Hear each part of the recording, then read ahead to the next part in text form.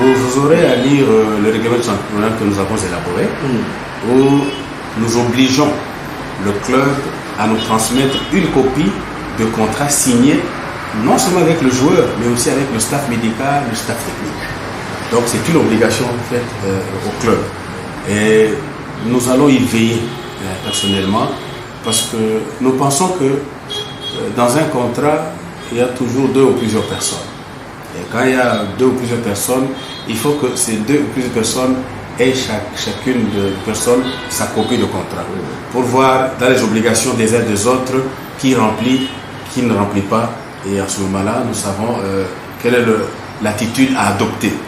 Donc nous avons rendu obligatoire la transmission d'une copie du contrat avec le joueur, avec le staff médical, avec le staff technique à l'entité que nous sommes. Le contrat, c'est la loi de 2 personnes. C'est une convention. On dit une convention est la loi de 2 personnes qui s'obligent à cette convention. Et donc, chacun des contractants sait quels sont ses droits, quelles sont ses obligations. Il faut que le joueur sache. Le problème, c'est au niveau du joueur. Quand vous avez signé un contrat, mais vous devez avoir votre copie pour savoir quelles sont vos obligations, quels sont vos droits. Si le partenaire, je pense que c'est un partenariat de bonne foi, si le partenaire ne vous donne pas la copie de votre contrat, mais qu'est-ce que vous faites? Vous dites, je ne peux pas jouer parce que je ne connais pas à quoi je m'oblige.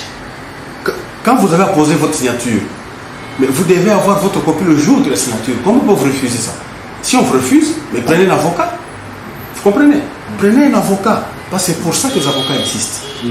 Nous avons notre part de rôle à jouer. Nous allons le jouer. Mais le problème, mais qui s'oblige vis-à-vis de l'autre? C'est le 2 contractants. C'est un problème juridique, tout simplement. Vous demandez à vos joueurs d'avoir leurs avocats. Et au cas où l'une des parties ne vous remet pas votre copie de contrat, mais vous saurez comment ce que vous devez faire dans ce partenariat qui est un partenariat écrit. Vous dites, mais comment? Vous ne me donnez pas, mais vous voulez que je joue?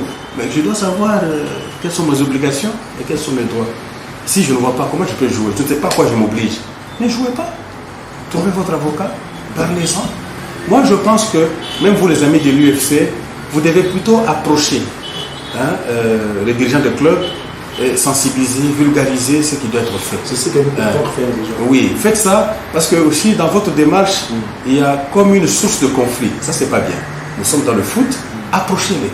Approchez les dirigeants, approchez les joueurs, conseillez beaucoup plus aux joueurs.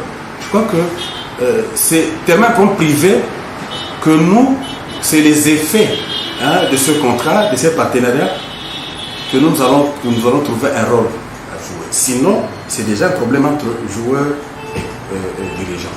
Nous demandons qu'on nous donne effectivement une copie. Si nous avons cette copie-là, écoutez, nous suivons. Mais si nous n'avons pas de copie, difficile de savoir si vous êtes effectivement joueur de tel club.